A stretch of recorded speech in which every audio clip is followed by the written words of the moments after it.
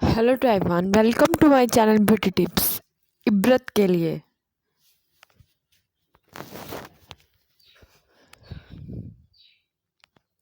हज़रत सैयदना फ़ातिमा साहिरा रज़ी ताला अन्हा हज़रत सैयदना आलम सल्लल्लाहु अलैहि वसल्लम की सबसे प्यारी और चहेती साहबजादी थी। इनको हुज़ूर करीम ने जन्नत की औरतों का सरदार बनाया था। इनकी शादी सादगी से हुज़ूर करीम सल्लल्लाहु अलैहि वसल्लम ने की। ये बहुत गौर करने के बाद अपनी औलाद की शादियाँ इसके मुताबिक करने की चीज़ है। आज लोग सल्लल्लाहु अलैहि वसल्लम और आपके अहले बैत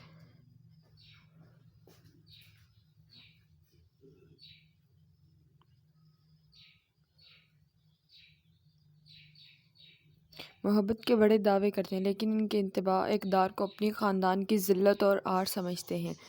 हज़रत अली रज़ी ताला अन्हा निकाह का पैगाम दिया, हुज़ूर करीम सल्लल्लाहु अलैहि वसल्लम ने कबूल फरमा लिया। मंगनी के तमाम तरीके जिनका आजकल रिवाज है, इनमें कोई बकेड़ा भी ना किया गया। ये तरीका लोग सुन्नत के ख़िलाफ़ है। हुज़ूर ने खुद ही निकाह पढ़ाया। इससे मालूम हुआ कि बाप का लड़की के निकाह के वक्त छुपे छुपे फिरना, जिसका आजकल का